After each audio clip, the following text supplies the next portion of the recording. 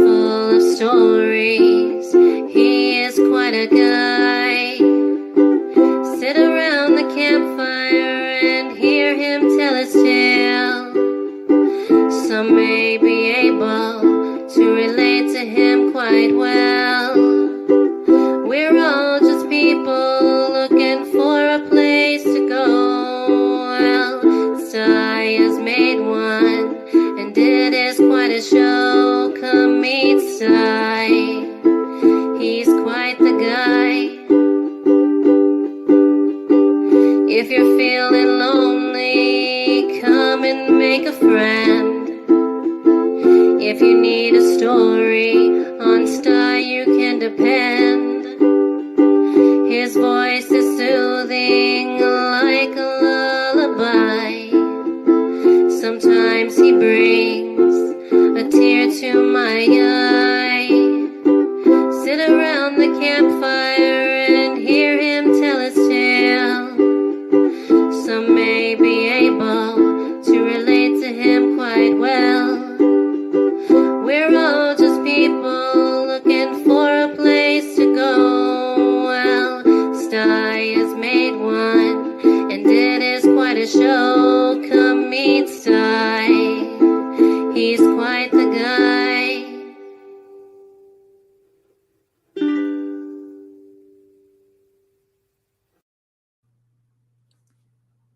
Well, hi, folks. Hey. Happy Sunday afternoon to y'all. I hope you're all having a great Sunday. My Sunday's going pretty good today. Yeah, it's a good day today.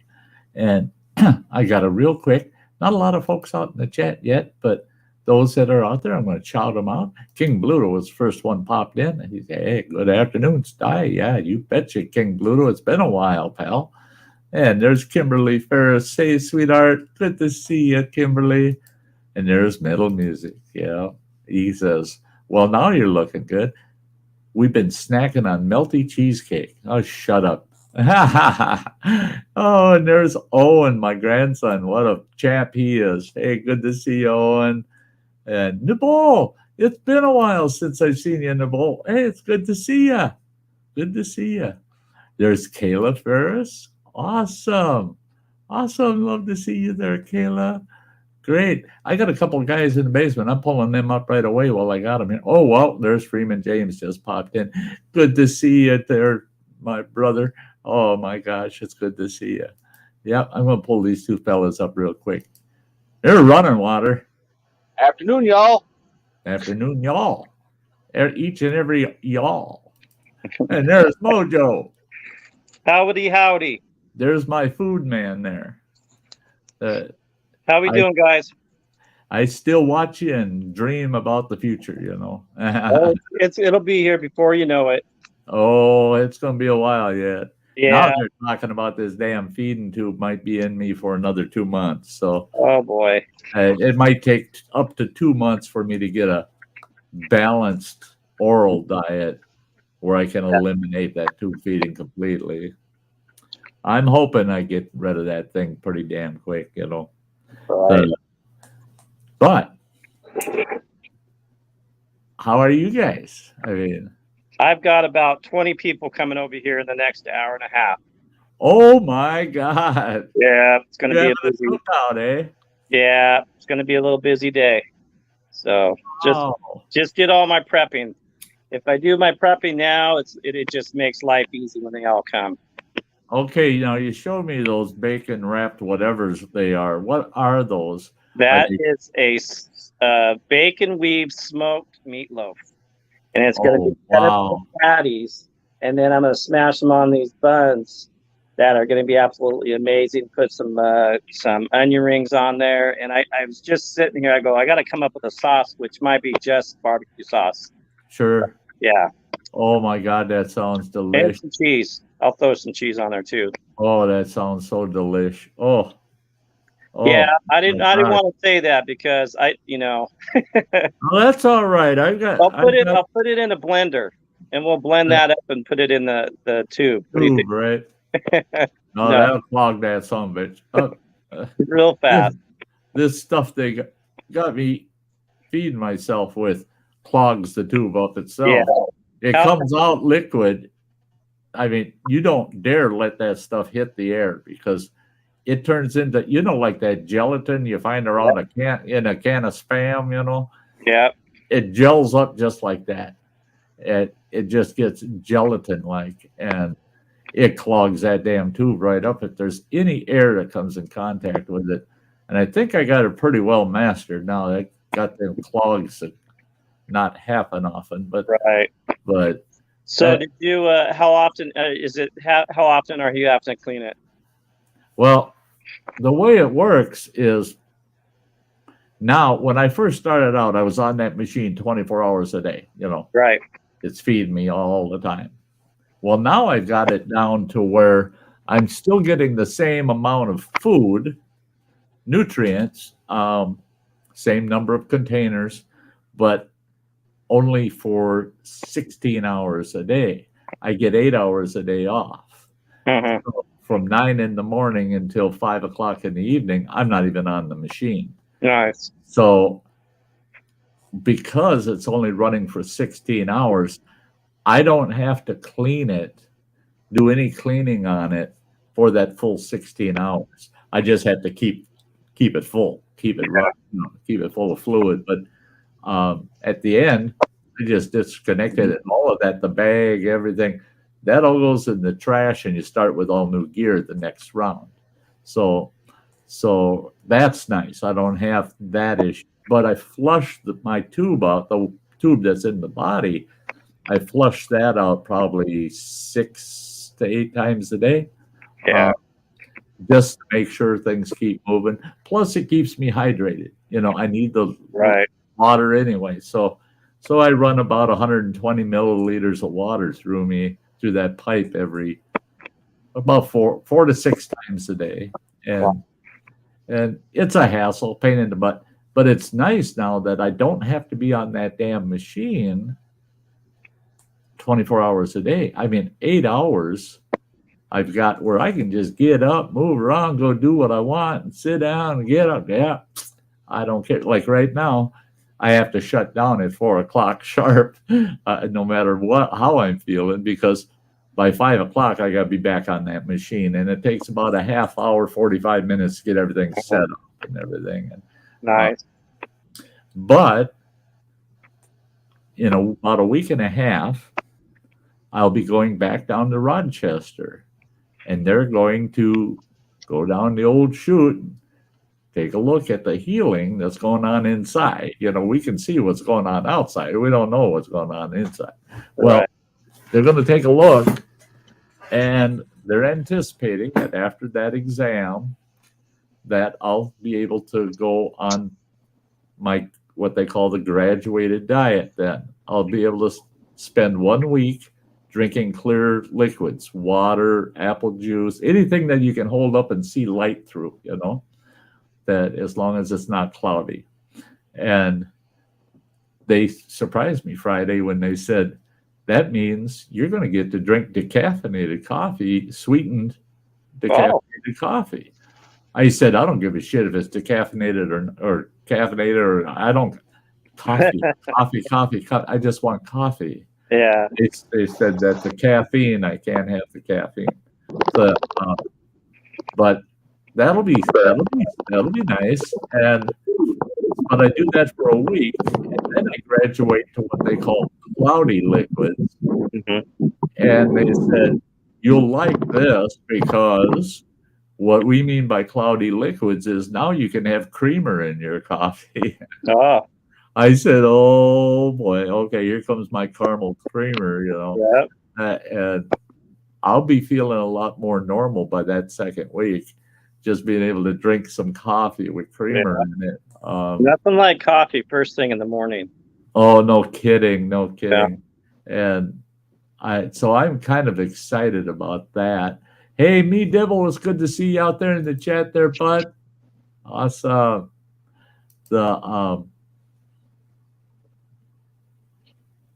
You can see light through beer. Yeah, no, the carbonated things I can't drink. They said I may eventually, about a month and a half, 2 months down the road, I might be able to tolerate a certain level of carbonated drinks, but not much. But it's the food. I want food. But after the second week, then I go to what they call creamy liquids, which is like cream soups. I can have cream of tomato. I can have any cream soup as long as I strain out any large particles out of it. Like canned cream of mushroom soup, I can constitute that with milk and but then I have to run it through a strainer to get those little pieces of mushroom out of it because they don't want any solids yet that second week. Yeah. And then the third week, then I get to leave the mushrooms in. Nice. And I get to start on soft foods. And they're just trying to throw examples at me. And they asked me if I like liverwurst. And I said, well, yeah, I do. I love it. They said, there you go. You can have liverwurst. Bill? You can have a liverwurst sandwich, but you can't have the crust of the bread. So you have to cut the crusts off because you'd have to chew way too long to get those fine enough. But they said, if you like eggs, and I just lit right up. I love eggs.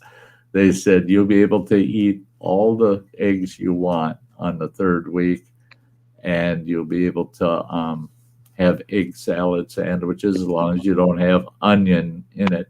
Yeah. Well, I'll use onion salt to get the flavor.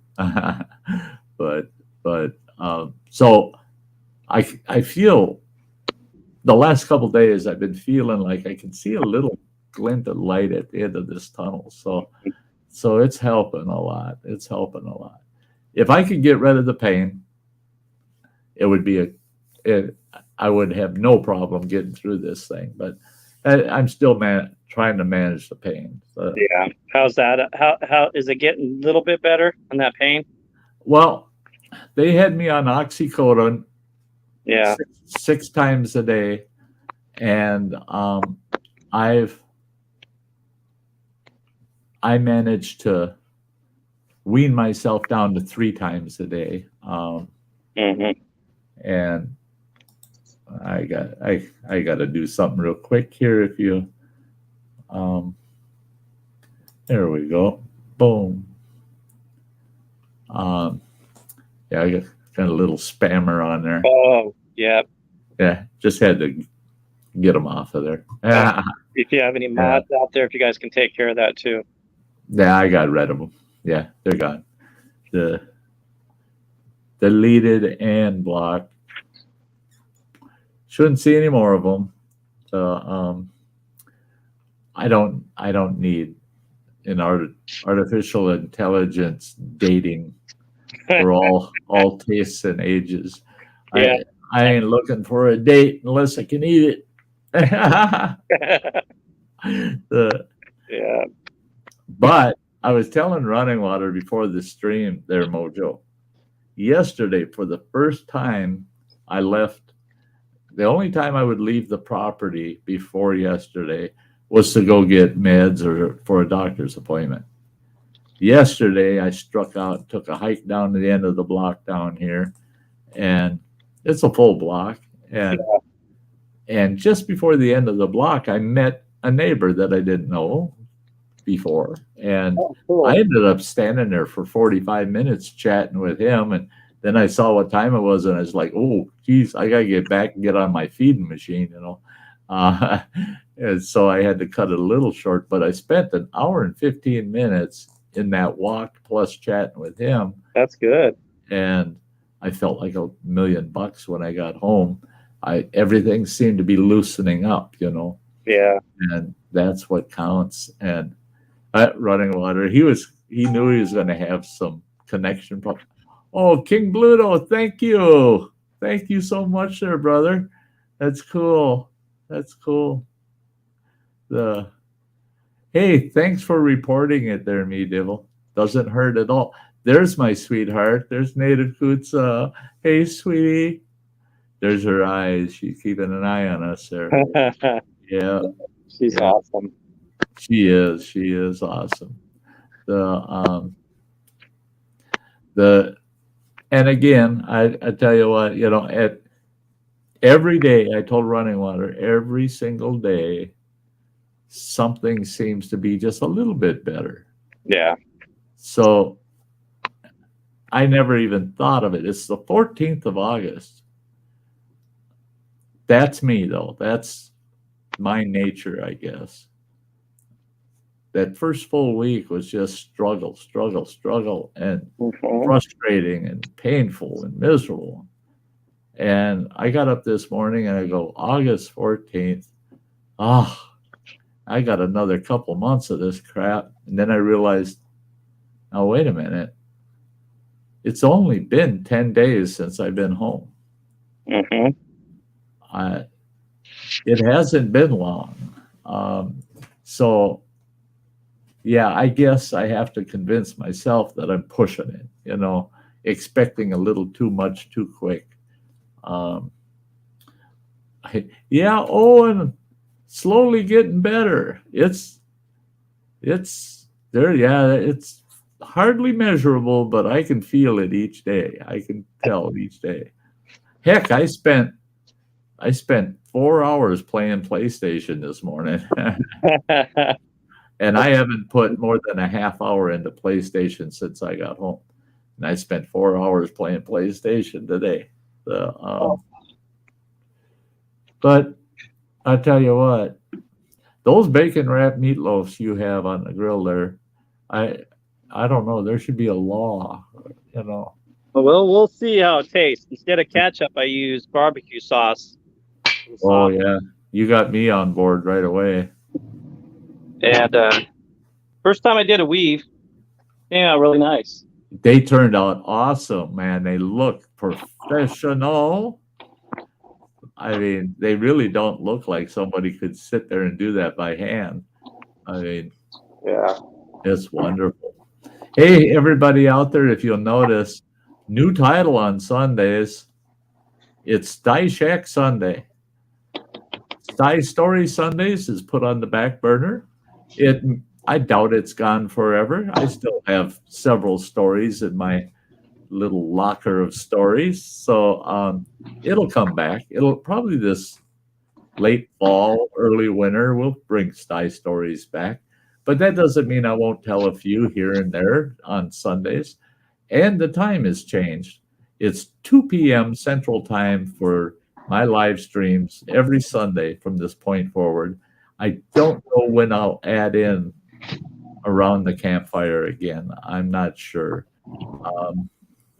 But believe it or not, it's still pretty rough in the evenings. And I don't want to do a midweek stream that's too early in the day, I'd rather do it in the evening when folks are at home and they've had their dinner and they can kick back and relax for a while. But that's where the channel stands now. And I definitely want to thank everybody that contributed to help me out with my medical costs last Sunday. You don't believe how far that went. I mean, I haven't expended it all yet, but I just ordered my liquid diet, and that was $350. It runs $40 a case for it, and I got about 7 cases, I guess.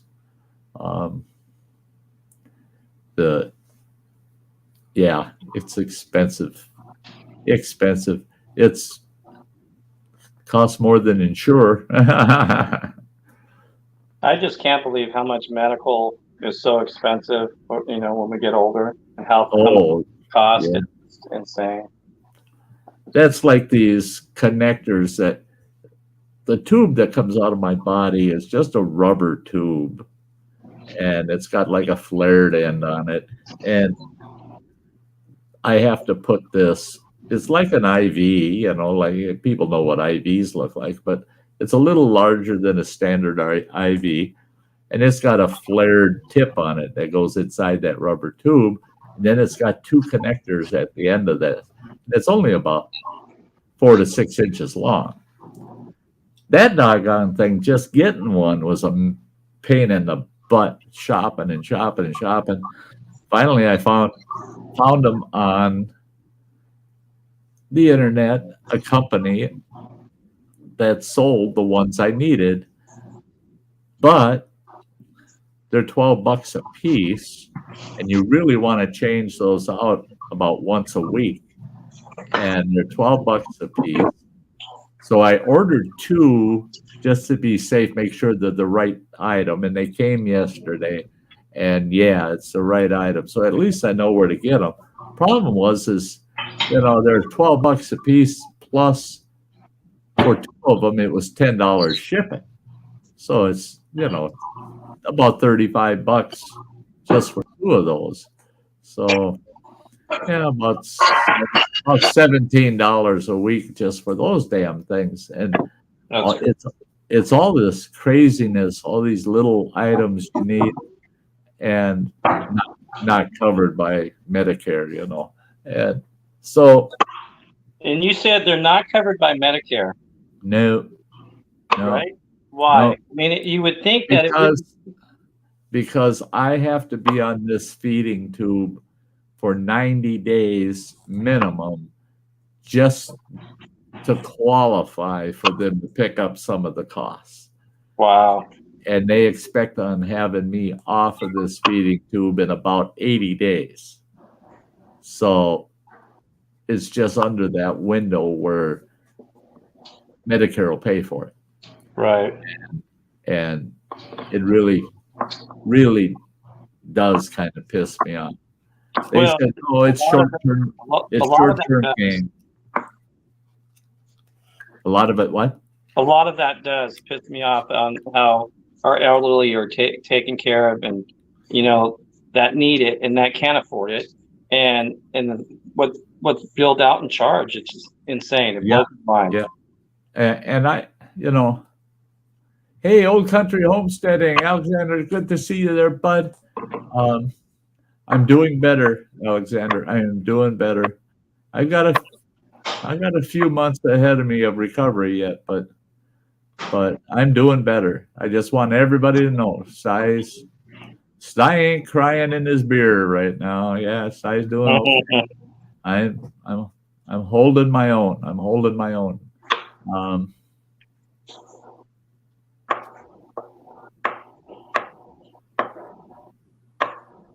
No, you don't, Owen. Look at this little shit grandson of mine. That's the way my family has been. He says, I get my paycheck on the 26th. You're getting all the money you made me take back. No, Owen, let's get that straight right now, buddy. That was not a gift. That was not something that put me behind or anything. What I paid you, Owen, and Skylar for transporting me for my medical purposes, that I would have paid twice that to have some commercial outfit do it for me. So what I paid you covered your gas and bought you a couple of lunches. Come on, kid. You're not giving any of that back. Any of that back.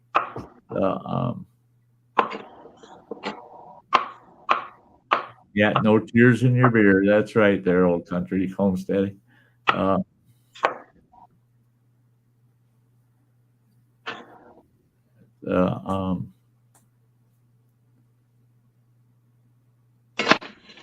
Oh, wow. Yeah, me dibble. A case was only 8 pounds. Well, it all depends on the formula too. The formula that I'm on is one of the highest end cost-wise because it's peaked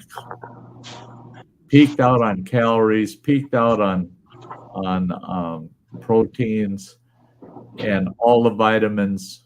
It's providing a minimum of 125% of all the all of the nutritional needs, including vitamins and minerals. So it is an expensive one that they put me on. And then I've got 2 cases of this tube food, I call it. But I got 2 cases of a different brand, and it's a different base of the formula. It's not as strong. So I have to consume 8 containers of that through the tube a day instead of 6. And I said, I ain't even using it. So I got the word out with some of the medical outfits around town here that give aid to people that are on fixed incomes and have to tube feed, that I got 2 cases of that formula for anybody that uses that type. They can come and get it. I'll give it to them. That's $80 worth of food I'll give them, but I'm not going to use it. So instead of, a lot of people just sit on it and then throw it away when it expires. But no, I'm going to give it out to someone that needs it. And, it doesn't matter. The cost is capped. Oh, okay. Okay. Yeah. Here they don't have that. I have someone that's next week going to delve into the hospital, and these clinics are charging me the difference between what Medicare pays and what they didn't pay. So the thing is my youngest daughter works for what is that, United Health? She's now in an executive level there. She's moved way up, and she's fuming mad.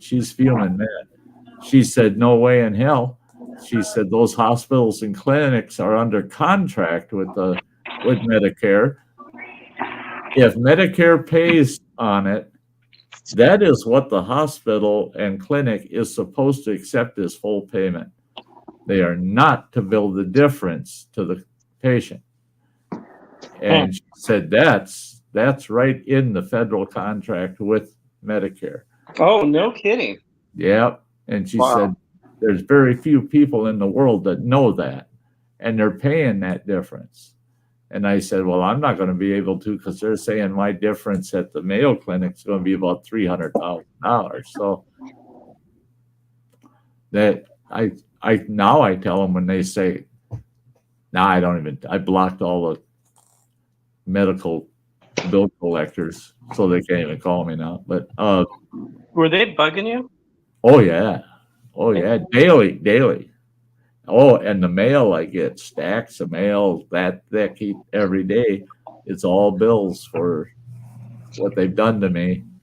And then I look at the bill, and Medicare is paying over 60% of it, but yet they're billing me the 35-40% leftover. And they figured all my treatment through the Mayo to date is just shy of $1 million. Wow. So that'd mean my share would be about $300,000. So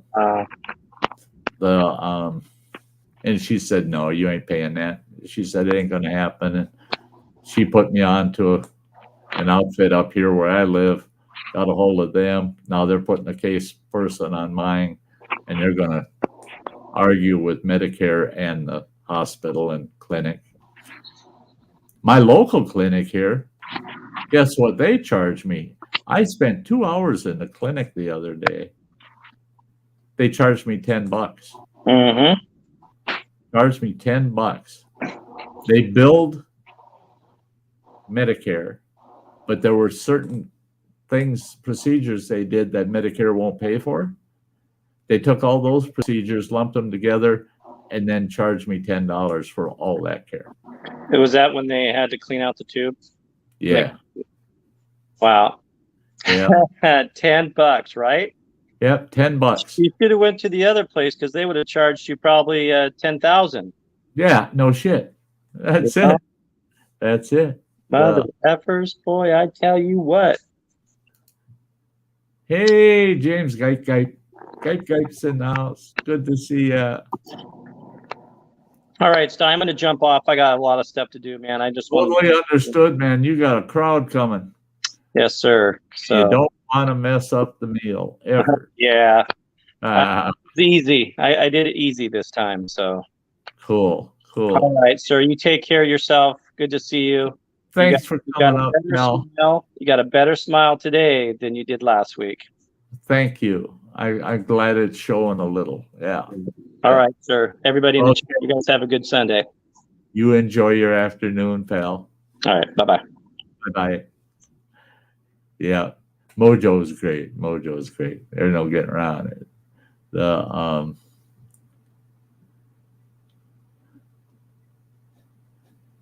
it says medieval Saint medicine is a business in the U.S.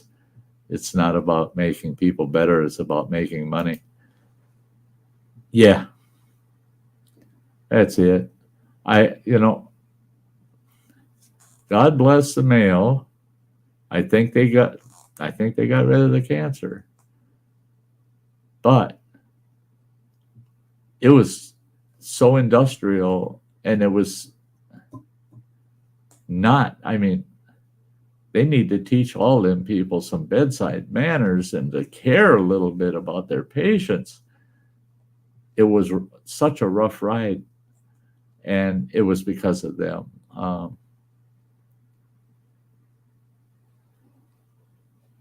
Metal music. You be sure to eat a pizza on toast for me when you reach 250 again. I don't think I'll ever reach 250 again because of the volume I'll be able to eat. And I plan on being active. So if I hit 185 or 200, don't worry about it, pal. I'll be eating pizza. Oh, hey, Mary Jones. Oh, thanks for stopping in. I'm doing quite a bit better since last Sunday. Yeah, I was telling folks earlier that every day I get a little something. Every day tells me, yeah, I got a little better today. So every day has been a little bit better. A little bit. It's very little, but you look at 7 days and it's improved quite a bit, where it's very noticeable. There you go. We'll catch you later there, Alexander. You have a good day. Get your corn and taters going. He's having crab. Sounds good. But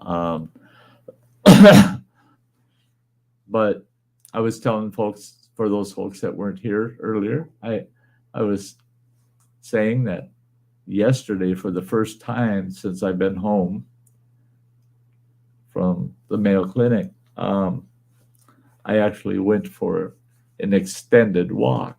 And I walked down to the end of our block down here and met a neighbor I had never met before. And we chatted for 45 minutes before I headed back home and got to know each other a little bit. And we're going to try to stay in touch with each other. He's a stock car racer. He's got a nice stock car in his garage he's working on it.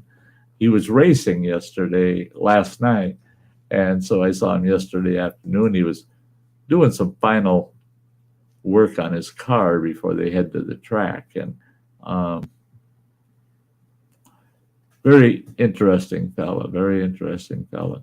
And I really felt for him. He works for a very high-end company here in Ashland, Wisconsin. It's called Breadings, and he said, like Breadings says, 24/7 overtime. They work his tail off. So his hobby of running stock car is difficult. He says he only gets to track about twice a week. And he'd like to be on the circuit 5 days a week, but he just can't do it with work. And he said, so for now, it's a hobby until he can someday afford to change his line of work and spend more time out on the racetrack. I said, more power to you, man. I mean, good for you. Good for you. Oh, you'll have to excuse me. Once in a while, I got to rearrange. Like I was saying earlier, also is I cut back on oxycodone that they give me. They had me taking that stuff 6 times a day, and it didn't get rid of the pain. It just kind of takes the rough edges off of it, And now I got myself down to where I only take it 3 times a day, and that's at night, so I sleep well. I've been getting between 7 and 9 hours of sleep a night for the last 4 nights.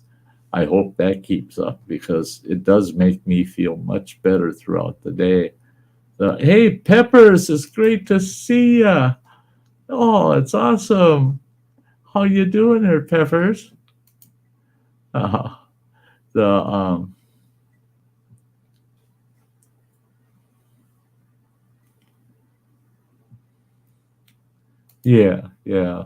that's it. It's, nothing in the world is free. Nothing is. There's a cost. You're paying it one way or the other somehow.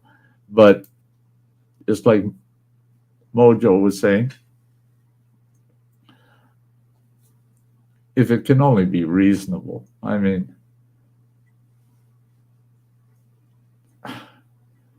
no, big money. That's what people want. They want the big money. And they're not as concerned about the individual as they should be. They should be more concerned about the health and well-being of other people, and making a little bit of profit off of it's fine, but to be gold digging against people that depend on those medical procedures and pharmaceuticals is just, I don't know. To me, it's just downright sinful that they do that.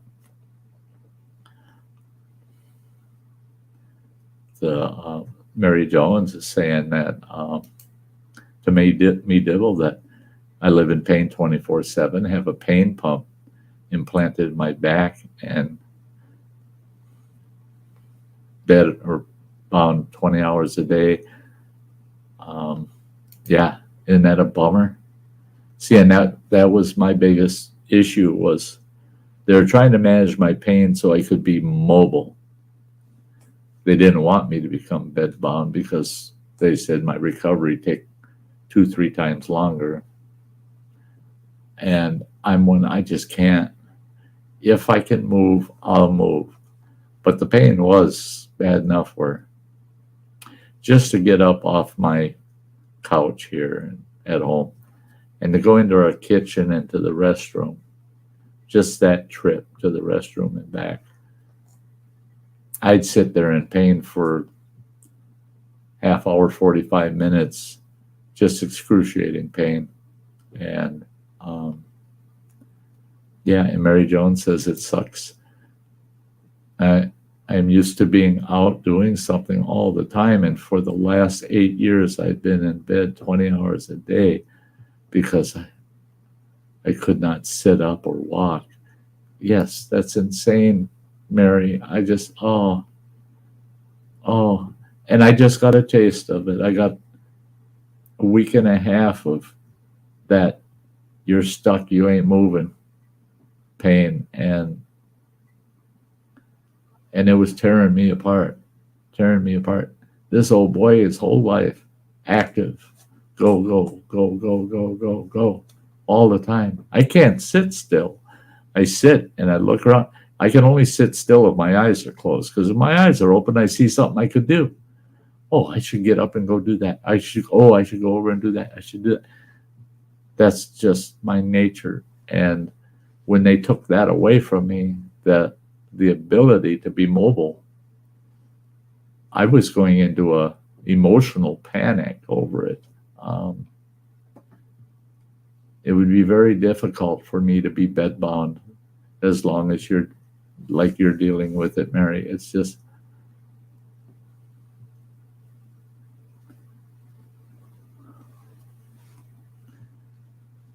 yeah, Mary, yeah.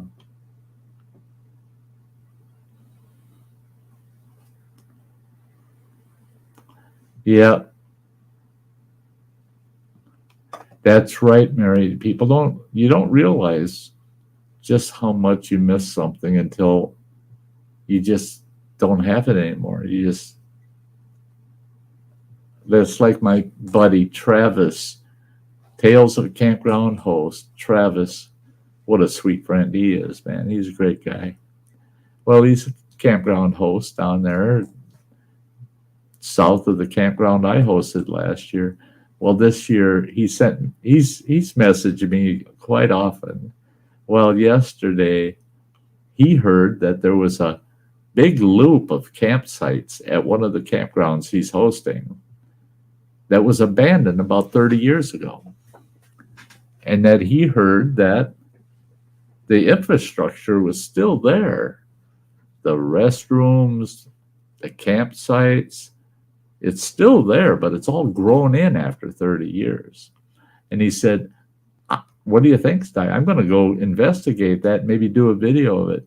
I said, you get your ass out there and do it, man. That's the way I've always been. I hear something like that, I'm going to go investigate. So he did today. It's my understanding that him and his family, he did go in and he investigated briefly. And yes, the infrastructure, the buildings for the bathrooms are still there. And he said he can see where the camping pads were, but he didn't investigate it real close, see if there's any fire rings or picnic tables or anything still out there in the brush, So that's what they're doing today. They're exploring that whole loop of campsites that has been abandoned for 30 years. And that campground that he's at, I can't imagine why they would ever abandon campsites there, because that's a very liked campground,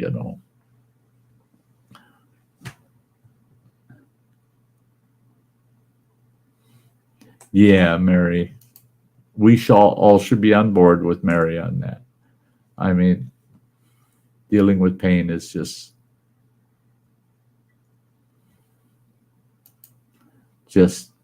not good.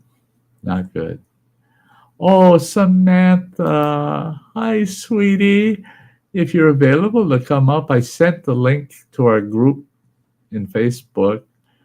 Oh, it's so good to see you, Sam. Oh, thanks, Mary. I'm glad that it's coming across that I at least sound better, and I do feel quite a bit better. Way, way far away from normal again, but it's better. It's better. My attention span is getting better. And a lot of it has to do with getting enough sleep and being able to manage the pain. That is accelerating things for me. That's helping me recover. And I'm not, I don't expect every morning now in the last week, I haven't expected it to be a better day. I just expect it to be as good as the day before, at least, at least be as good as the day before. And if there's a setback, I think I can handle it. I think I can handle a setback here and there. But for the last week and a half, I was not feeling very optimistic. I really wasn't. I figured, this is the end of the road for old Sty, but no, it looks like I'm going to have a few more adventures under my belt yet. This old life, I'm not giving up on it, and it seems like it's not giving up on me. So I'm good with that. Yeah. Native Coots is still keeping an eye on all of us out here, There she is. Oh, I love her to death. Yeah. You folks should each and every one of you, give yourselves a big pat on the back for helping this old man out. I mean, you folks are helping me get through this in such a great way. You wouldn't believe how much of a positive impact you folks are having on my recovery. Now, one person I want to shout out is Roland with Mountain Bushcrafters Alliance, MBA. He does his sad song Sundays, and sometimes he'll just do he'll pick a day from his shed, the Sty Shack or whatever he calls it, and he'll just pluck out some tunes. But every time he sees me pop in there, the man will do a song for me, and he's constantly mentioning that I'm on his mind and his heart. And he too he's been through hell himself, but a very, very big contribution to my well-being, to me feeling a little more like Sty, like myself. Hey, may contain nuts. It's been a while. Oh, he thought he'd bring his alter ego out. There you go. There you go.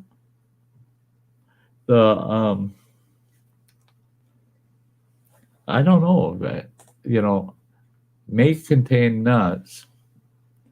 My ex-wife used to tell me, you may be crazy, She never said I contained nuts. She figured I was nuts. And yeah.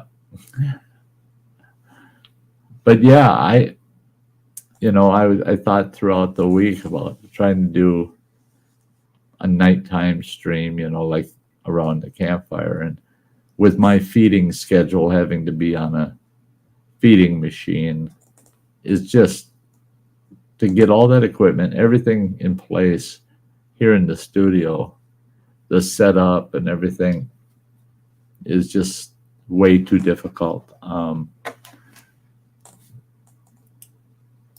Okay, I got it. There we go.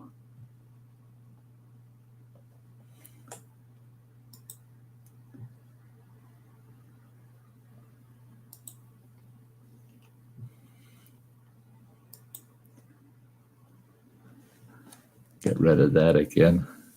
I don't know where it's coming from, but out there in the chat, yeah.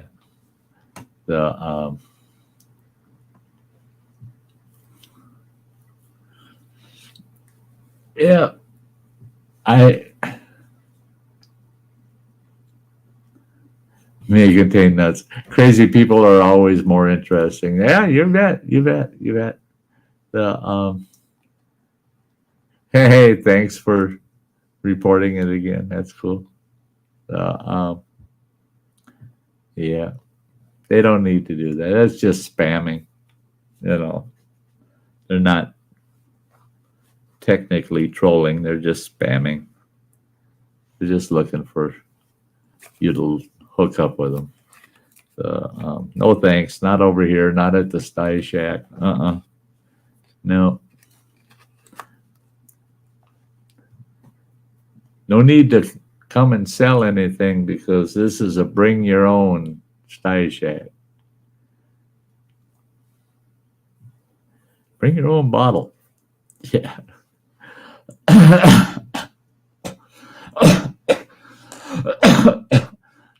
A song about spam? But it'd be interesting to hear that one, eh?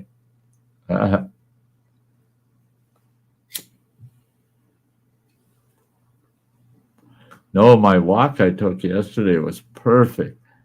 It was perfect weather. It's 74 degrees and very light breeze. Oh, thanks, Mary. She likes my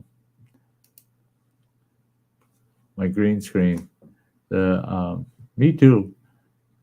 And when I decided I'm going to use the canoe one for these Sunday streams, I thought, well, That canoe right there is me, the one without the paddle. I float, but I don't get around. I'm still floating. Still floating. I'm working on the paddle right now. Someday I'll have the paddle done, and then we'll be out there paddling again.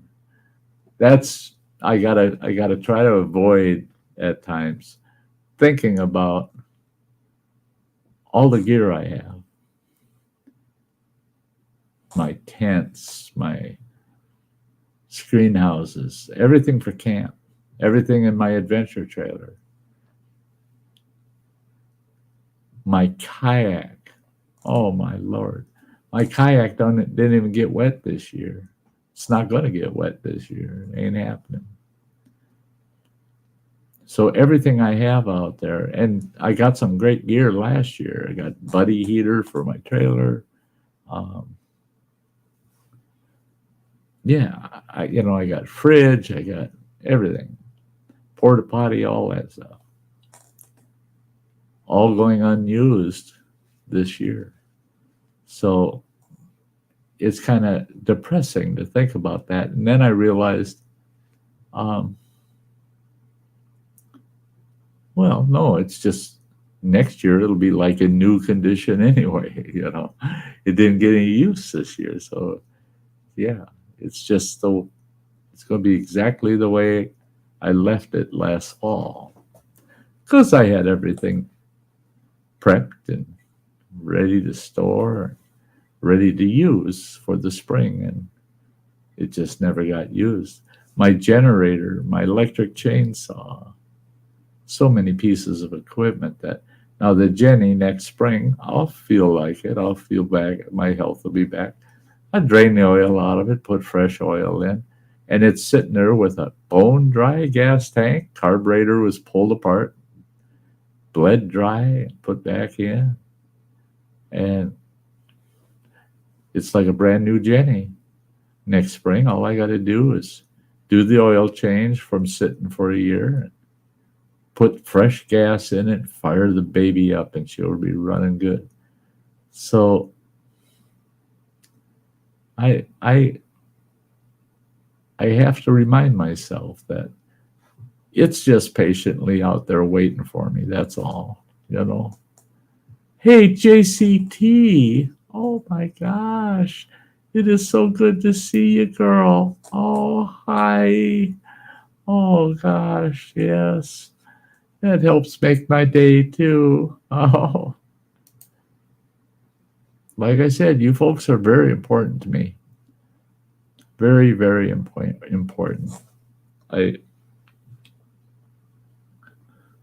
Everybody's got to have a reason. I tell people that all the time. Find a reason why you're sticking it out, why you're hanging in there, why you're trying to move ahead. Try to find a good reason. I've got so many good reasons, and all you folks are right in there at the top of that list. All the good reasons to just stick it out, keep moving ahead.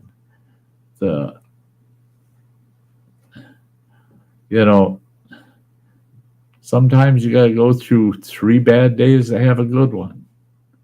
Sometimes you go through 3 good days before you have one that's not so good. But that's the way life has been. I got 65 years of it, and I've always pushed life to its max, I've always gotten the most out of it I could, and there's no reason to stop doing that. No reason at all.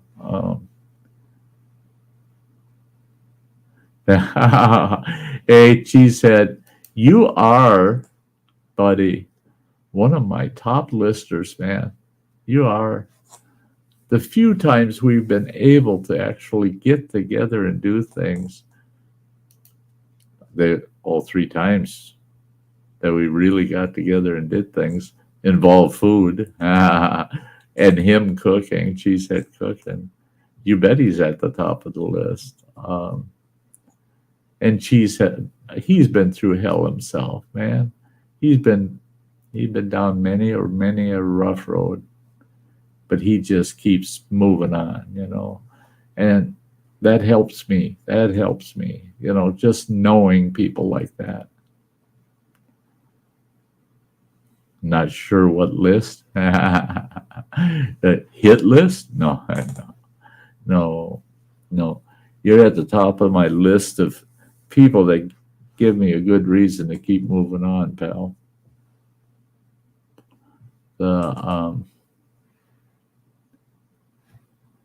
Okay. Mary. Yeah, Mary's got to go. She's saying, Sty, sorry I can't stay, but wanted to say hi and give you a thumbs up and a heart. I'll continue to pray for your healing. We'll see you next time. Stay safe. Thank you, sweetheart. Thank you so much. Thank you. Thank you. Oh, she said you got to have some more surgery on your knee. Oh, buddy.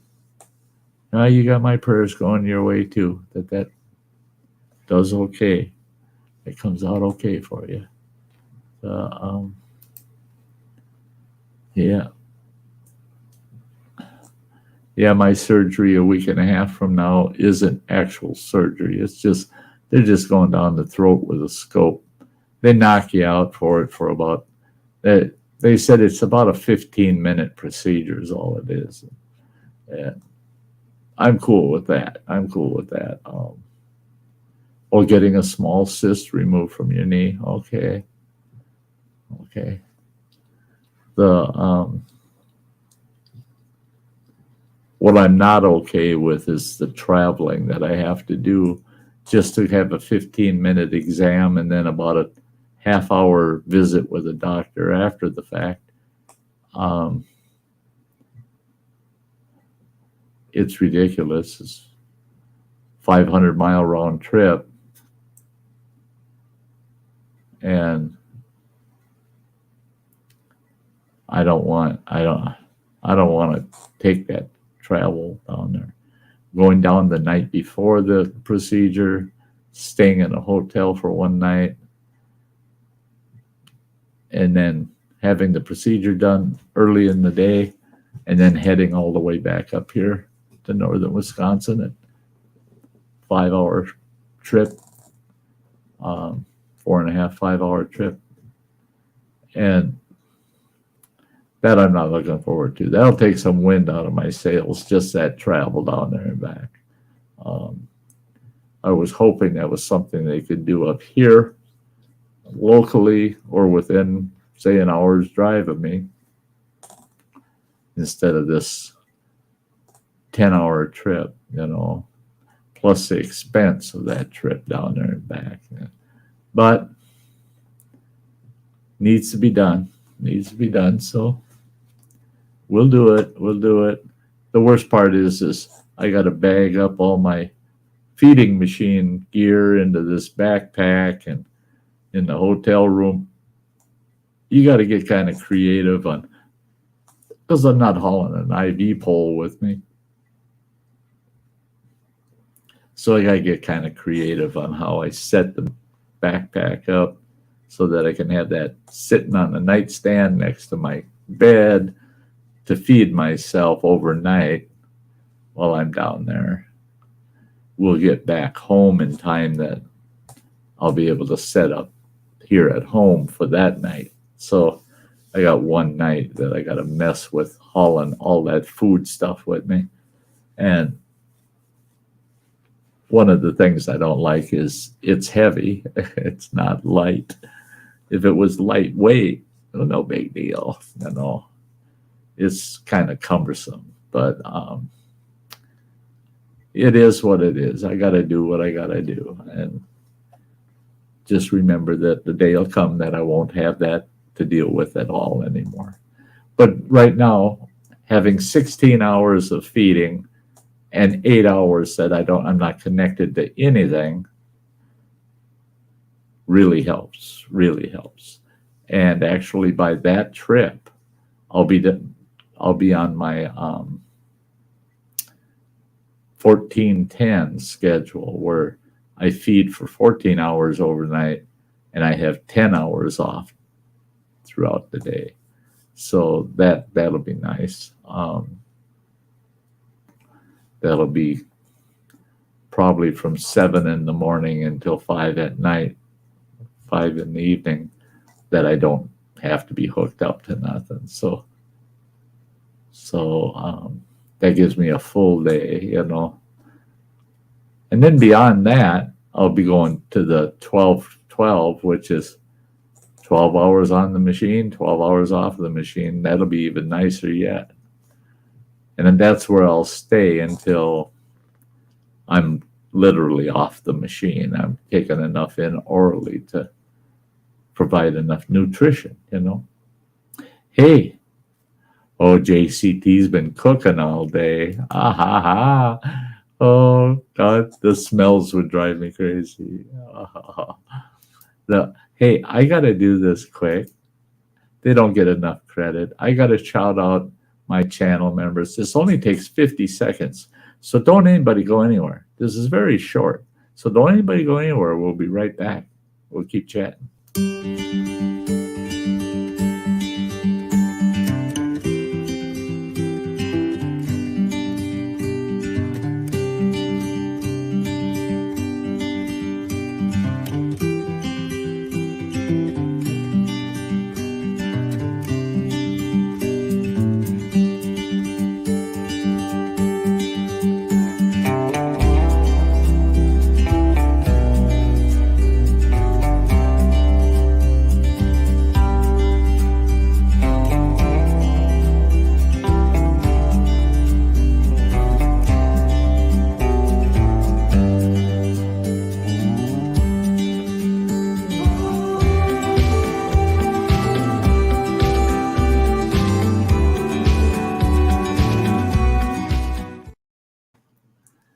A lot of great folks there that love supporting the channel. They've been sticking with me for the longest time, those members. That's awesome. The may contain nuts is saying, I don't envy you for the trip. I have problems going into town for an eye test. It's really hard for me to leave the house. That's a bummer. That's a bummer. See, I don't mind getting out and about if it doesn't involve a lot of people. If I can stay away from lots of people, then I feel pretty good. I feel pretty doggone good about getting out of the house. Otherwise, I'd rather stay put right here.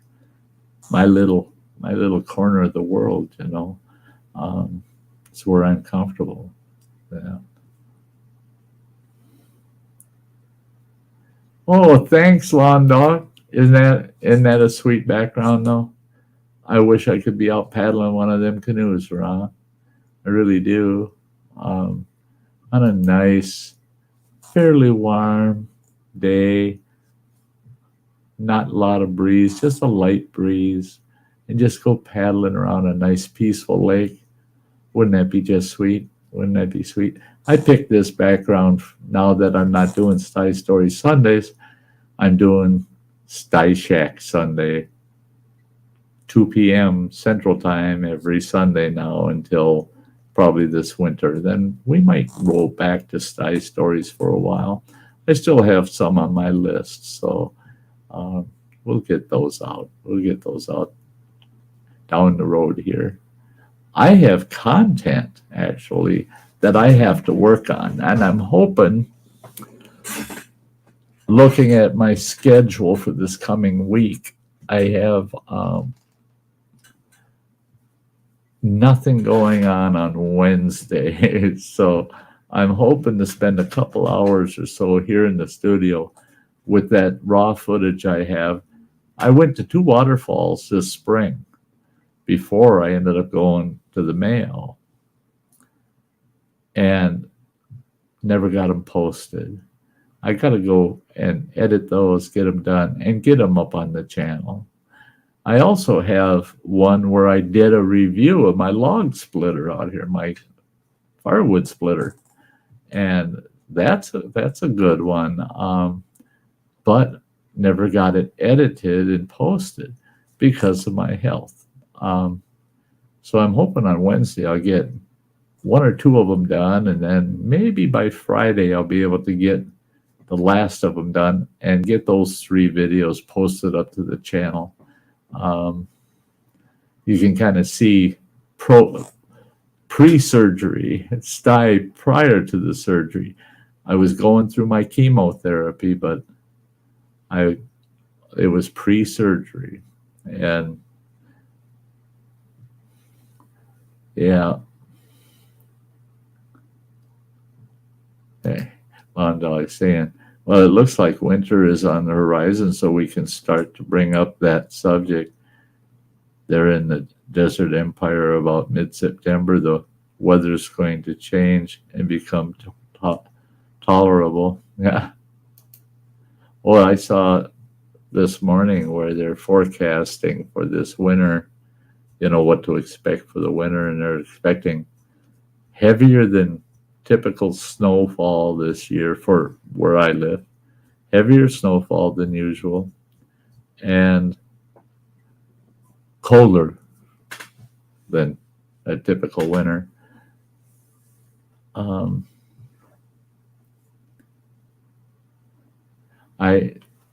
not looking forward to that crap. Thank God we got a snowblower, and by the end of November, when things start to go to heck up here, I should be back in the swing of things and be able to run my snowblower without a problem and keep things cleaned out. It'll get me outdoors, shoveling. It'll be slow and steady, as I build up a little more muscle tissue, and that's getting my muscle mass back. I have to be patient, man. I just have to be patient. If it's going to come back, it's going to come back, but it's not going to happen overnight. It's like my weight. I'm 143 pounds, and that's carved in stone. I've been 143 pounds for the last 7 days. It don't move. I'm 143 pounds. That's all there is to it. I'm not gaining. I'm not losing.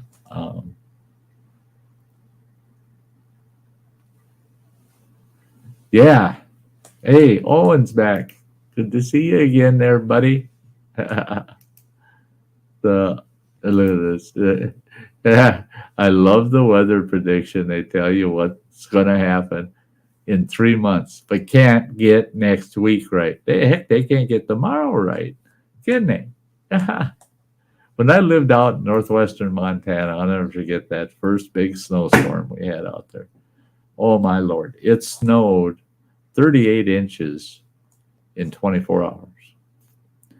I mean, that's over 3 feet of snow, over a meter of snow. I managed to get dug out and got into town to check our mail. And I was in the post office, and the postman says, he goes, hey, Sty, because we had just moved there that summer. That's our first winter there, right? Northwestern Montana. And he says, Sty, what do you think so far of our winter? And it's just starting. And I said, well, I'm not too worried about it. I heard on the radio in the truck coming into town that it's supposed to gradually clear over the next day. So it's gradually clearing. So it's pretty well gone. And these 2 old fellows that were sitting there in the post office started laughing. I turned around and looked at them and said, what's so funny about that? And they said, well, and the postman said, well, Sty, here's this thing around here. There are only two kinds of people that predict weather around here, and that's weathermen and fools. Because he said, there are no predicting it. And I said, well, they said it's going to gradually clear. And one of them old boys said, yep, when they say the snow is going to gradually clear over the next 24 hours, that means it's going to gradually get clear up to your ass within 24 hours. They weren't kidding. We got another 27 inches overnight. I mean, almost 5 feet of snow. And yeah, damn weatherman. The lawn dog saying, wow, my normal weight 35 years ago was around 180, but I was down to 135 pounds when I went into the hospital for diabetes, and my blood sugar was 1100, and I pretty much felt fine. Isn't that nuts? And the thing is I can tell even right now with the pain, I can only manage lifting just so much. Oh man, the pain is insane. But I can tell I still have some muscle integrity. I can still lift a pretty fair amount of weight, and I think my strength will come back. It's just the muscle mass. I really want to get some of that mass back.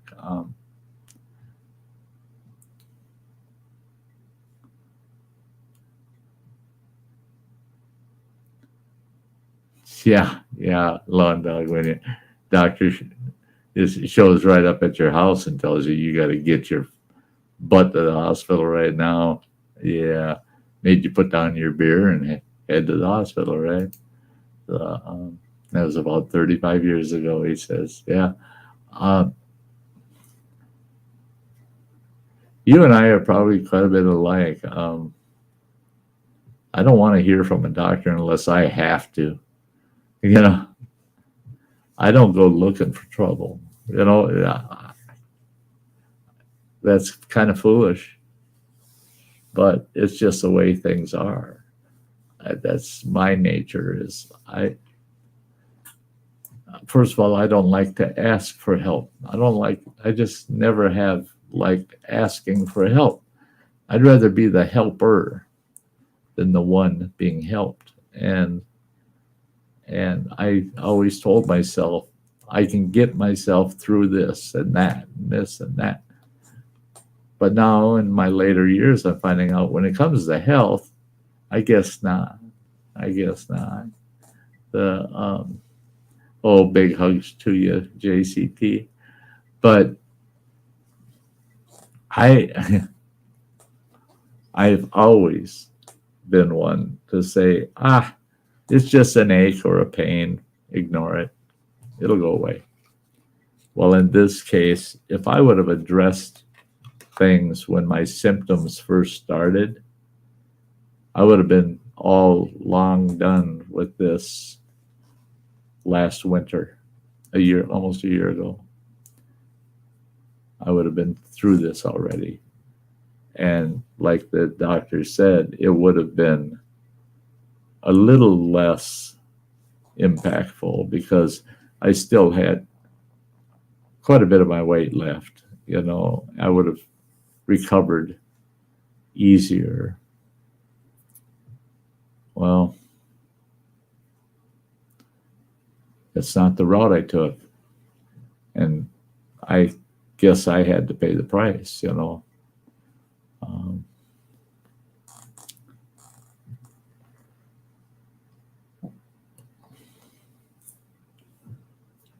That's it too.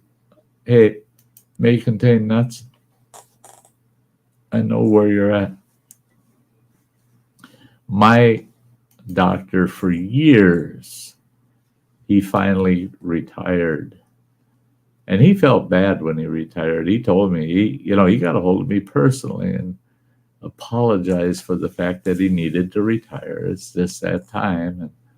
And I understood, he had quite a few years on me.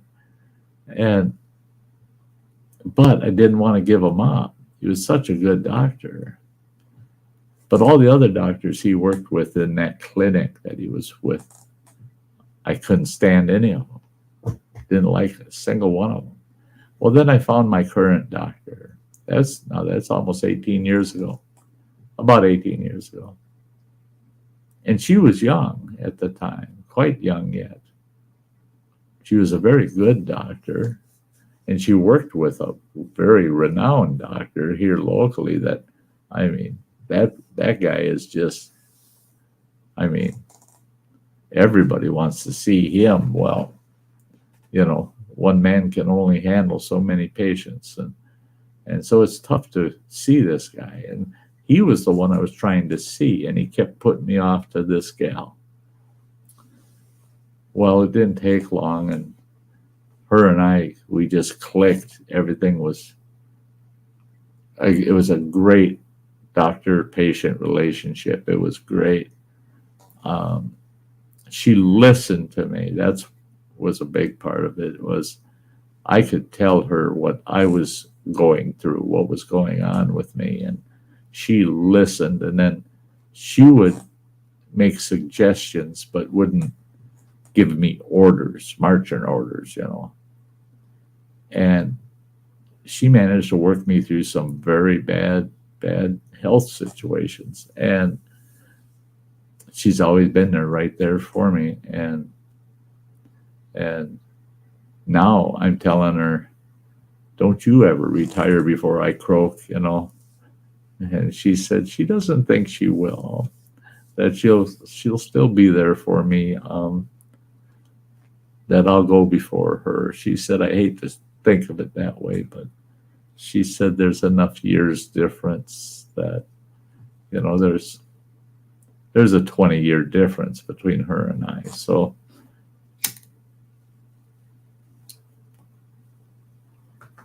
but I wouldn't, in their clinic, there's one other doctor that I'm okay with a little bit, but the other doctors, no.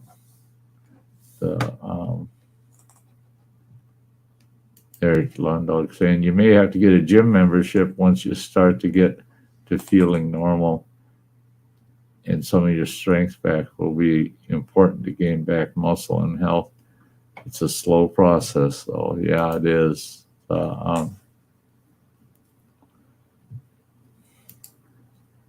You don't build up muscle tissue and everything else overnight. It may take many months. Oh, yeah. That's the way I'm seeing it. This is not going to come back overnight. It took a year for me to lose it all. So I figure it's going to take me at least a year to get it back. If I'm going to get any of it back, it's going to take me about a year. I've got one of these pedal machines that is just based on resistance. It's kind of like an exercise bike, more like a recumbent because of the way I use it. It sits on the floor in front of my recliner, and I just sit in my recliner and I slip my feet in the pedals, and I can adjust that tension to get a lot of drag if I want, right to the point where you're really working to pedal that bugger. Now I've been using that for the last week on a pretty low setting, but to keep my mobility, that's a big thing. It's making sure that your joints and your muscles are still staying active enough that you're mobile. And now I've been cranking down on the resistance on it, so it's more of a workout. The nice thing about it is I can actually take that thing and put it up in my lap, and I can use it by hand at the same time, switch back and forth between feet and hands, and so that's what and I can do it while I'm hooked up to that feeding machine. That's nice. That's nice.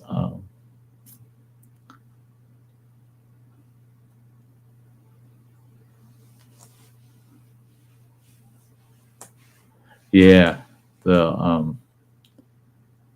gym memberships. Yeah, I've contemplated it, but I don't know. We'll see. Hey, Matt J, great to see you. Nice that you made it this afternoon. It's great to see you. Oh yeah, there's one of my hardcore regulars, man. Matt's awesome. But yeah, I got a call the other day, and I'm contemplating it. I'll figure it out week after next. I got an appointment with the local cancer center here. just a follow-up thing from the chemo and radiation therapy thing. And I had Native Coots keeping her eyes on us. And at that appointment, we're going to be talking a lot about a lot of my aftercare, you know, the recovery side of things and stuff. And I like how that doctor, he wants me back outdoors. He wants me back outdoors, hiking, fishing, and eventually camping again. And so he won me over, right? Yeah, he won me right over. Oh,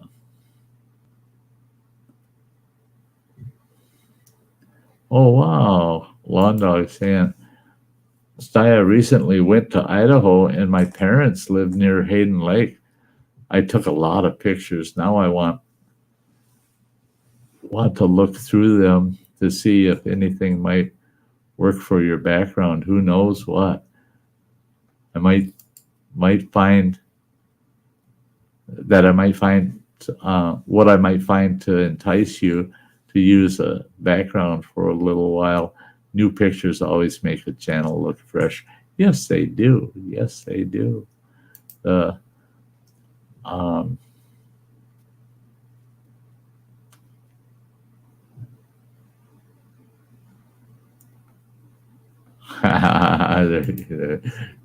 sneaky. There may contain nuts. Yeah. There you go, Owen. I am looking forward to the future, Owen. That we can get out and do some things together. Do a little fishing together. That's going to be a blast too. Lawn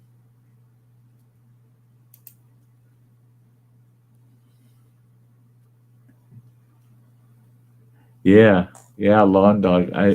I've got so many pictures I could use for backgrounds. I had a lot of pictures that have been lost. It's a shame of northwestern Montana that I would have loved to have had for my backgrounds. Would have loved to have had them.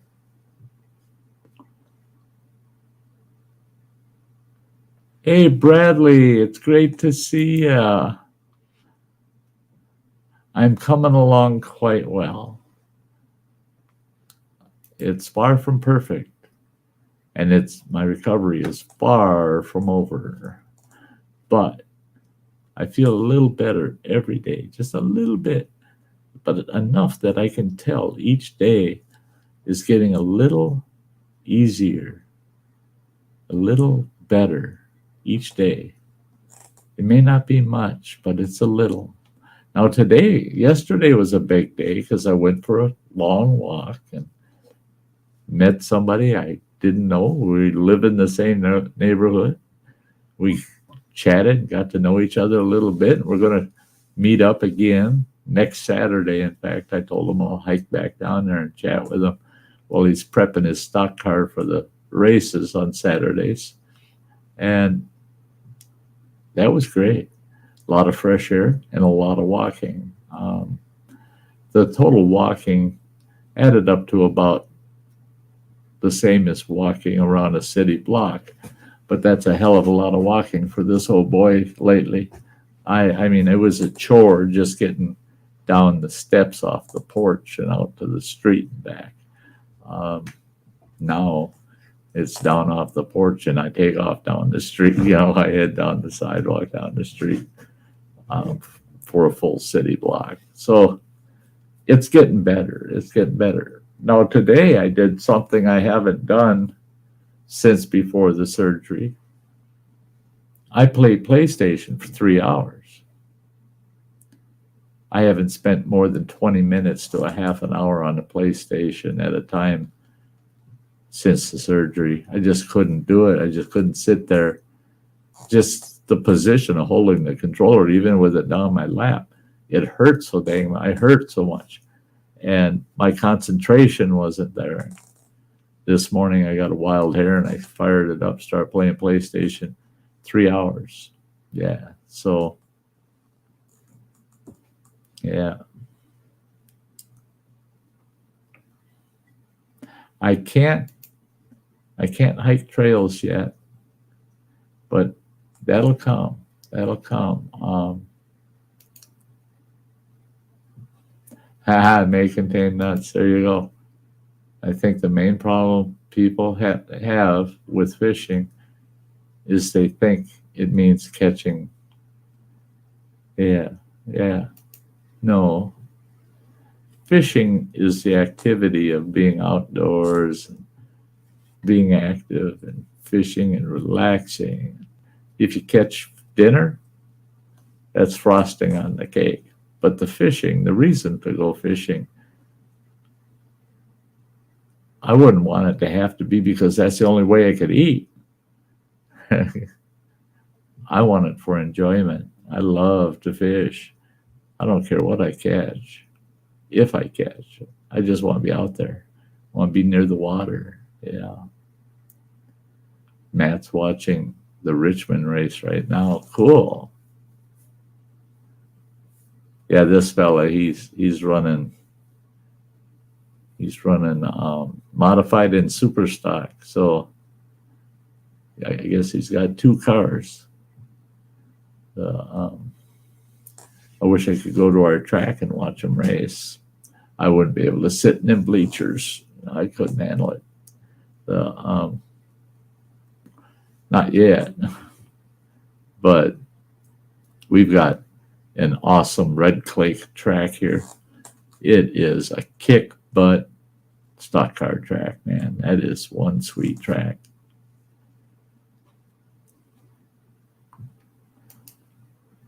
I don't know exactly which trail you're talking about, Owen, but I have hiked trails out at Frog Bay. Yeah. I knew several of the folks that lived down on that end of the reservation, so I go hang out with them. We go hiking all around that area. Yep. Yeah. So,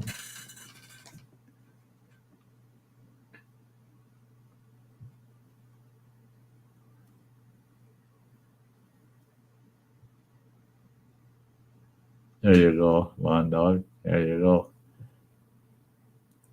Add-ons that you can use with 10. There you go.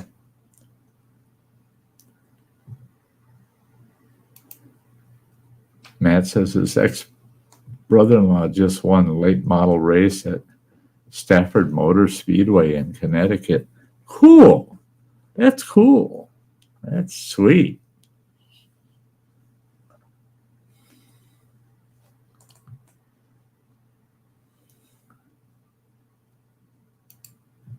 Yeah, one out there at Frog Bay.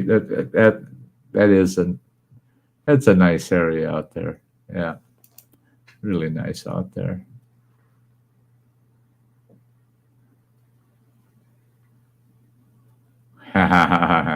Bradley, yeah. Are them paddle boats lined up for us to race? I'm down. LOL. There you go. There you go. Yeah. Oh, yeah. In today's day and age, what do we got here? We got 2, 4, 5 canoes you can see in the picture. There's 2 behind me. There might be a third one there. I don't know.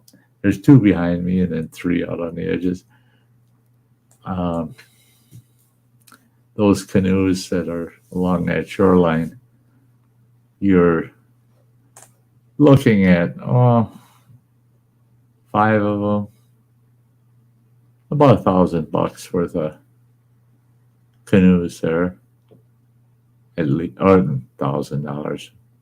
I'm blowing smoke out of my ass. No, they're running about $1,800 a piece, about $2,000 a piece. So you're looking at $10,000 worth of canoes sitting there. The not $200 a piece, $2,000 a piece.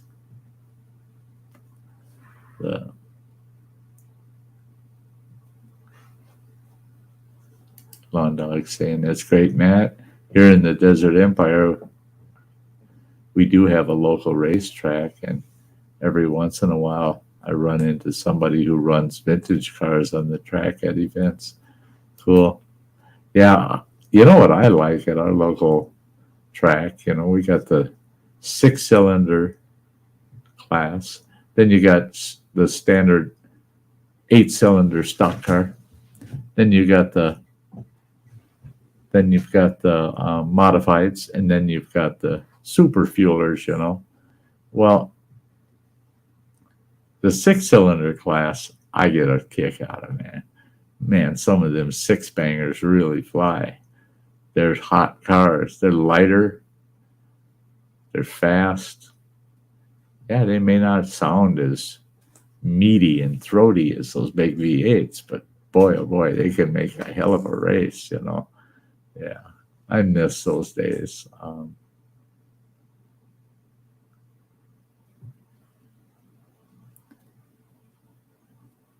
That's cool. Yeah, every Friday night. Here, Saturday night is race night in Ashland, Wisconsin. The whole city, there's nowhere you can go in this city and you don't hear those stock cars when they start their hot laps at about 6:30 in the evening, and they run until close to midnight. You know, yeah, time to turn up the TV because you're going to hear the roar of the stock cars outside of town.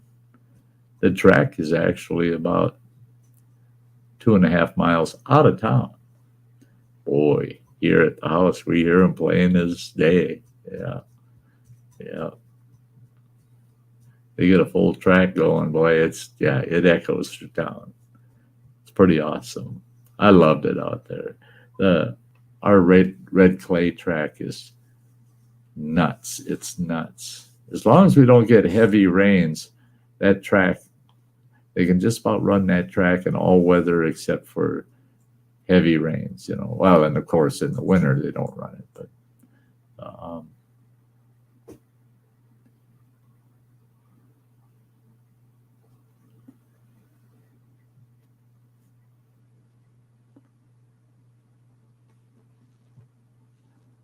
yeah. May contain that says, I have never won a race from school day to now. Yeah, it's the ABC Raceway they're on. Yeah, that's the one I'm talking about. That's the one I'm talking about. Yeah, good old ABC. We got people traveling from states all over for the Red Clay Classic in the end of the season in October. Oh my God, we get cars from all over the country coming to race that red clay track. They really like that tacky track that we've got.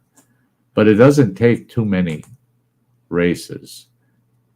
About the 4th race, if it's been fairly dry weather, they soak down the track before the races start, and then during hot laps they're working up the track, getting it tacky.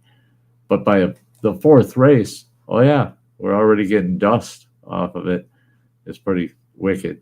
And boy, I tell you, when they come around at like the 4th turn, they come around that and they throttle up coming down the straight, they're kicking out chunks of clay that are about the size of a quarter right into the crowd, man. People, when they leave, they all look like they got smallpox, man. They got red clay pockmarks all over them, their clothes, their faces, from getting hit with all of this red clay coming off them tires coming around that 4th turn. It's pretty cool. Yeah.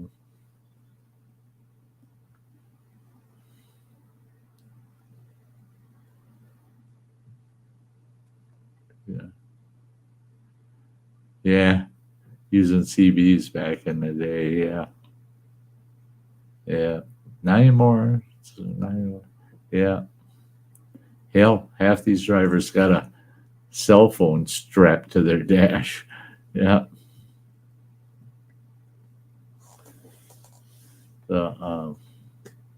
Bradley's going to NASCAR next Saturday.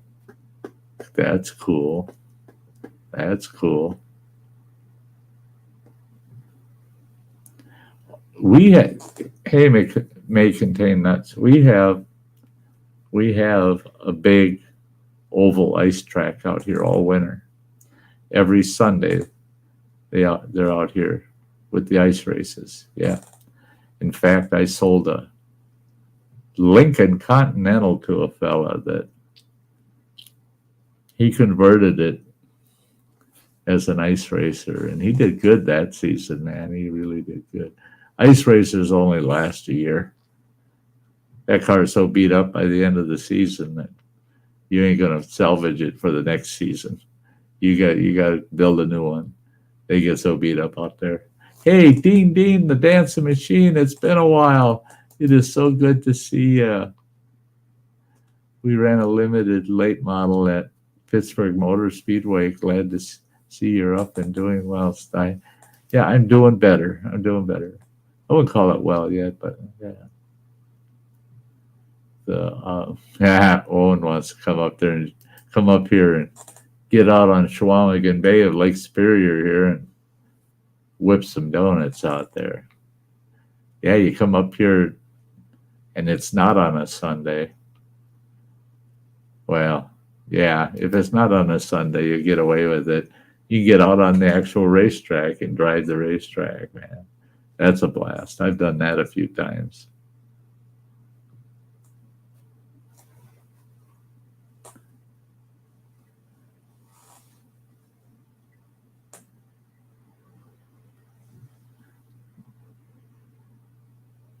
Yeah, that's dirt tracks are a big deal up here in Wisconsin and Minnesota and Michigan. Big deal. And clay, the clay tracks, the ABC Raceway here in Ashland, Wisconsin is considered one of the country's top clay tracks because it's this red clay, this local red clay that we have. Well, doesn't just attract the racers. I mean, all the hippies in the world decided to move up this way and make pottery out of that red clay that we got up here. Boy, they found out in a hurry that red clay is slick for making a stock car track out of. Good hard surface, but yet tacky. And man, it really holds the car on the track good. And you get some pretty good top ends out of your cars on that track.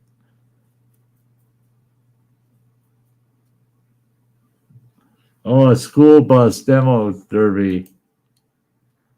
Oh, that'd be a blast, man. That'd be a blast. I drove in a demo derby twice. I had it was an old 1956 Oldsmobile that I put in a demo derby back in the, what was that, 74 or 75, something like that. And I did pretty good. I was last man out. I didn't win. I was last man out. And boy, I tell you what, those guys were trying to kill my car, man. They were trying to kill that car. And that big old Oldsmobile just was plowing through the rest of them, man. That beast. The next one I did was in a Buick. I think it was a 65 Buick. And didn't do quite as well in that one.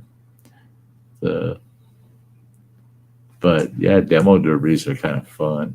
They're hard on your neck, though, I'm telling you. Yeah, your head's getting whipped around quite a bit.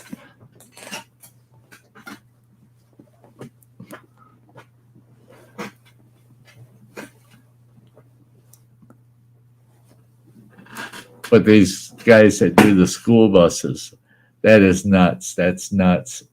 That and then the figure eight with a dead car. Have you ever seen one of them?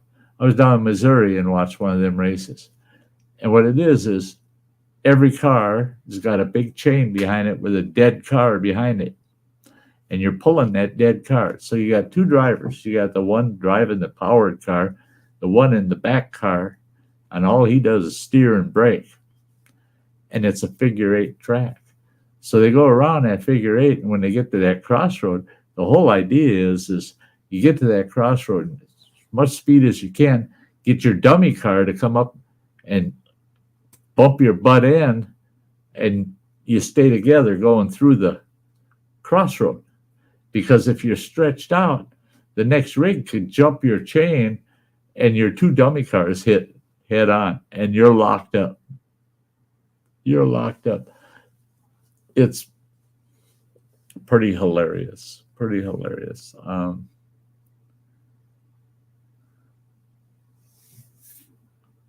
Another computer is a better second because of the speakers. Cool. Yeah.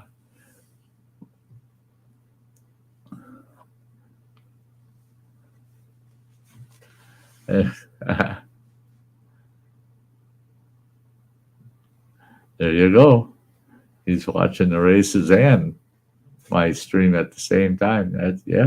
That's what I like with my 3 screens. There's times where I'll have 3 different feeds going on the 3 different screens. You betcha.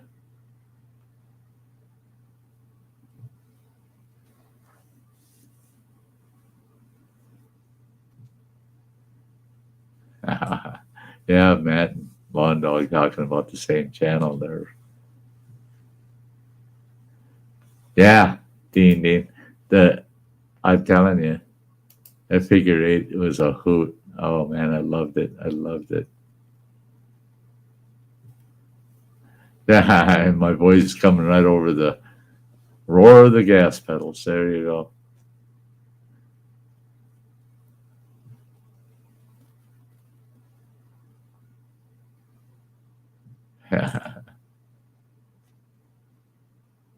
Okay, main contain nuts. It was so cool having you here today. Thank you for helping me get through this next week, man. Just seeing you just really makes the difference. It really does.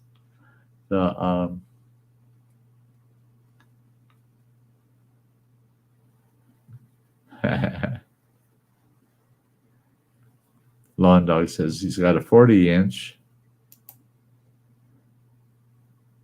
leaning up against the wall that I want to use as another monitor.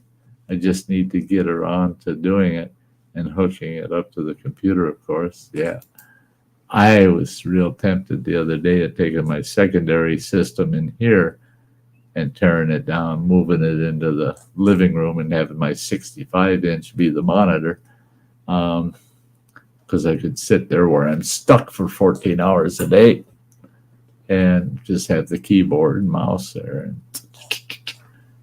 and be messing around on the internet while I'm stuck in that seat. But what it takes to disconnect this whole system and to carry that beast in the other room and set it up, I'm not going there. I use my tablet that Running Water gave me to use the tablet to watch YouTube and the like,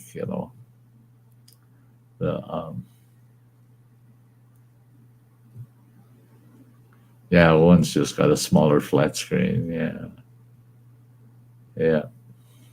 Well, and that's it. Is it's like my monitors here. Basically, they're just nothing but television flat screens. They're 20. What are they? 26-inch, I think. 27-inch. 3 of them. Just perfect if you're sitting in the studio and you're wrapped around all 3 of them. You're right there in the middle,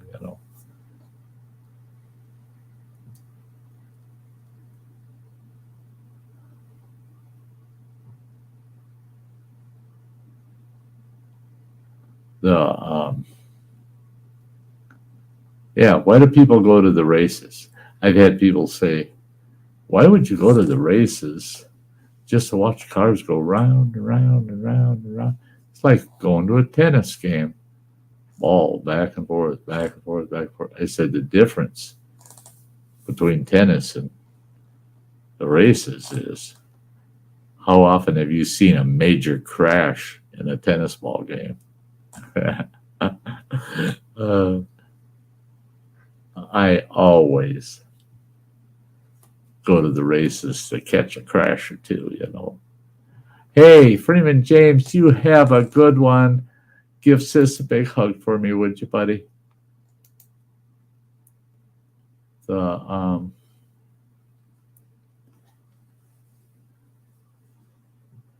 Yeah, Matt. Yeah, he's got his 55-inch, and he's got it rigged up with his Xbox, and he's got surround sound. You betcha. Yes, Owen. That's what I was playing this morning. It was Fallout 4. Yeah, 3 hours into it. Oh, Bradley got an 80-inch flat screen for $800. That's not bad. Not bad. Yeah, it does take a lot of energy and skill to race. It does. Especially depending on how many laps you're running. It can really start taking its toll on you.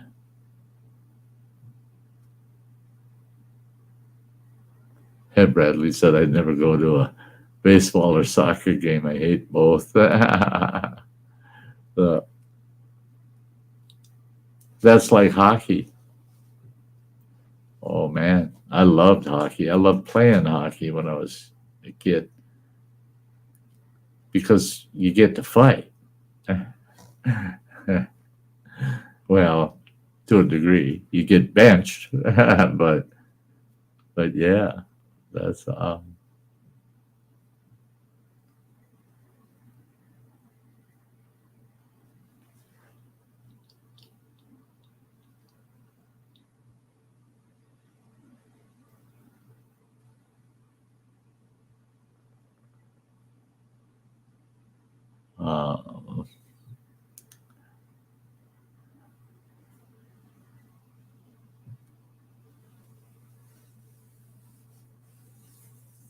yeah.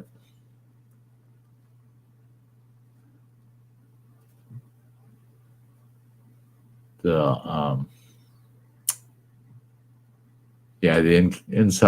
the inside temps in those cars. Oh, no kidding. They get hotter than hell in them cars, man.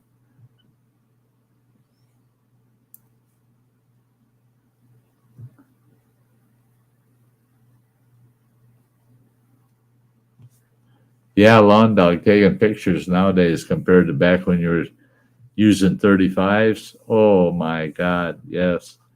You were kind of picky on your shots because film wasn't cheap and you only had a limited amount, you know. Now with digital cameras, holy shit, yeah. Snap, snap, snap, snap, snap all damn day long. You go home with 2,000 photos in a heartbeat. Yeah. And you can pick through and get all the primo ones out, you know.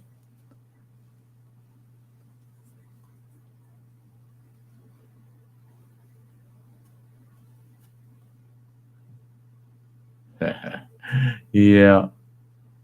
Oh, Matt saying, I still remember the 110 camera film. Oh, no kidding. Yeah. Yeah. I'll never forget when my uncle in our family is the first one to get an 8mm camera, you know.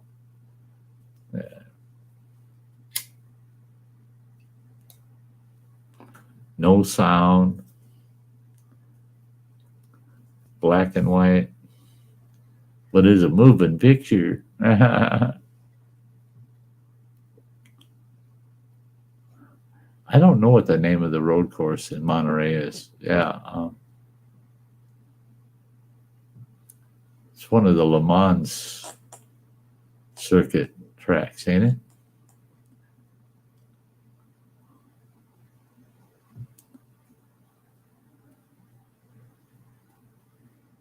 Yeah.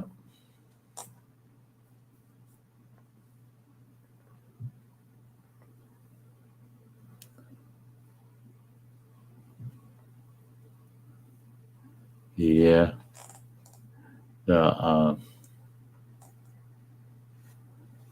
Yeah, the cameras I got are for the channel, the GoPro, my Canon video camera. Otherwise, the phone for still photos all the time. And I do have an old Kodak digital, but the quality on that isn't very good because that was back in the day, man, when they were first coming out. It was a big deal back then. I think I paid $40 or $60 for it back when $40 or $60 meant something.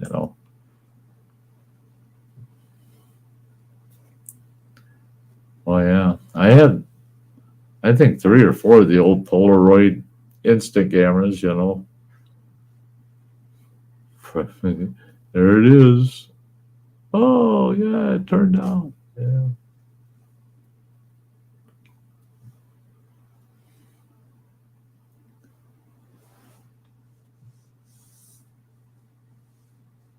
Yeah, there's some people that, boy, they live by the old film cameras. They don't want nothing digital. It's all on film. Yeah. Uh,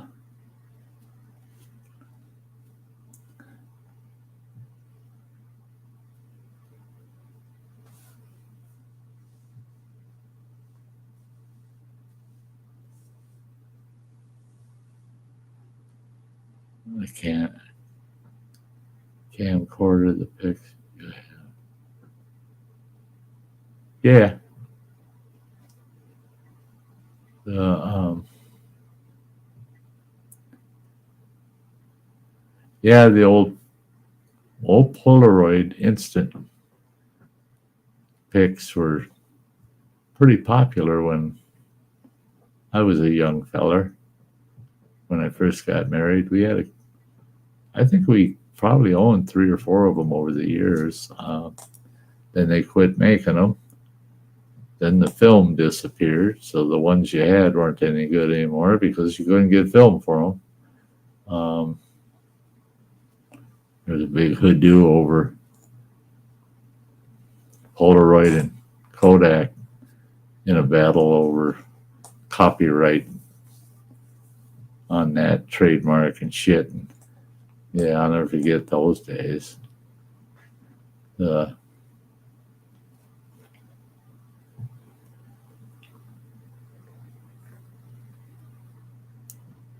Yeah, Long Dog, the developing was, the cost of the film was high enough, but then you had to pay for the developing. And then everybody remembers that. Well, you still can find it. I still see them. Saw them at a little store last summer. The throwaway cameras, take it in, have Walmart develop the pictures off of it. They throw the camera away. It's a one-time use camera. Buy them damn things in the tourist traps and shit. Yeah.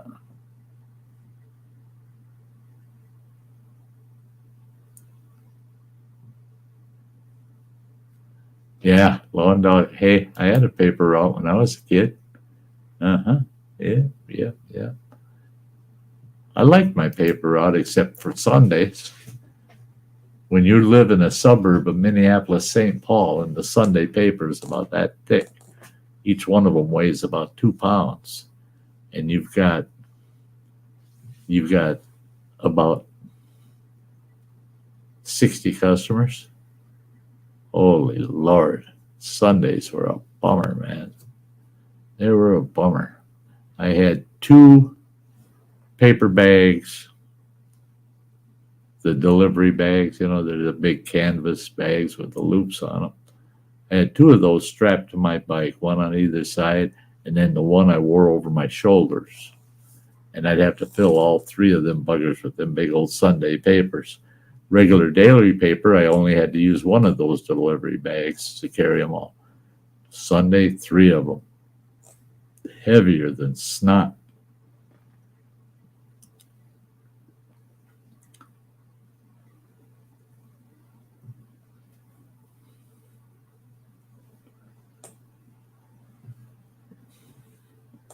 Yeah. Matt hauling around in a wagon. I did that for about the first month or so. And then finally it was tough getting a hold of those bags. I managed to get my hands on 2 extra ones and rigged them up on my bike. But yeah, pulled them around in the wagon. Man, they're heavy bastards. Yeah.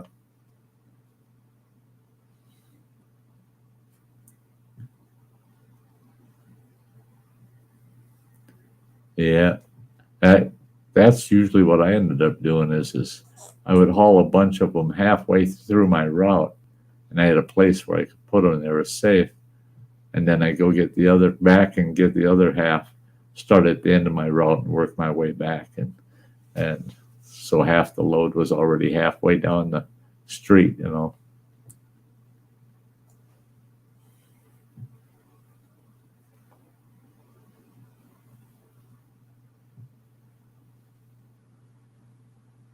Oh wow, Bradley used to go with his dad. He was a mail carrier.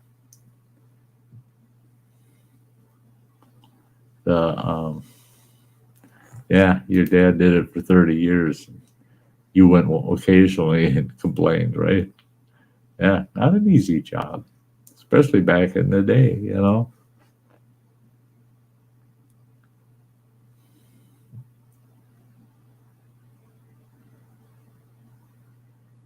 Yeah, that was me too. The reason I ended up with 60 customers was because I expanded my route and actually snatched one route up from another kid that only had 20 customers and ended up with 60.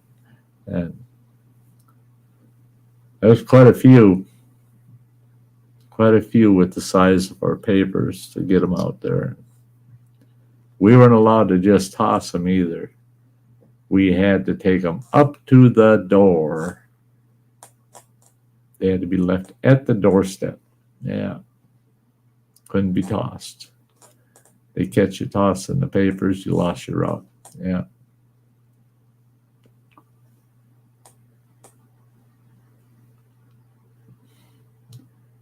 Yeah, Matt, they are pretty much so obsolete, aren't they? We still have a newspaper here in our town, but it only publishes once a week. Otherwise, every other edition is on the internet. Yeah.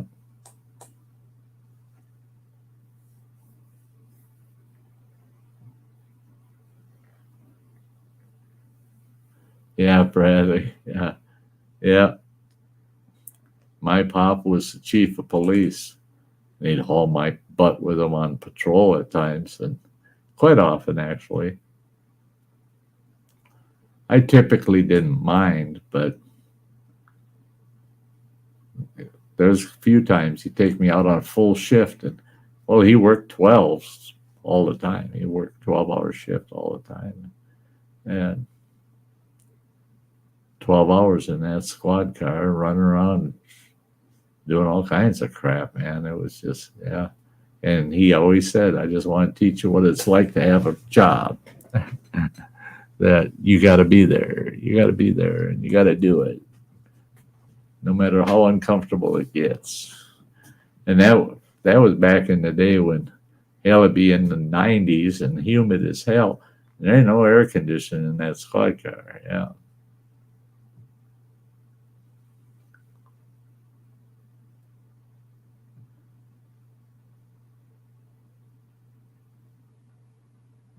Yeah.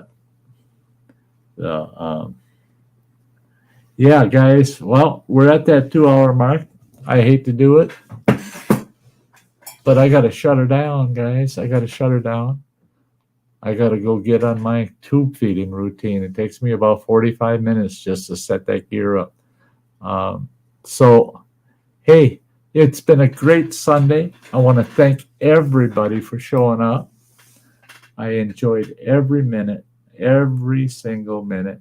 And hey, Until next Sunday, I want you all to take good care of yourselves. Have a wonderful week. Love y'all. And until next time, Sty's going to grab this girl off the porch and shuffle his butt down off of here. And we'll see you again soon. Okay? Bye-bye, folks.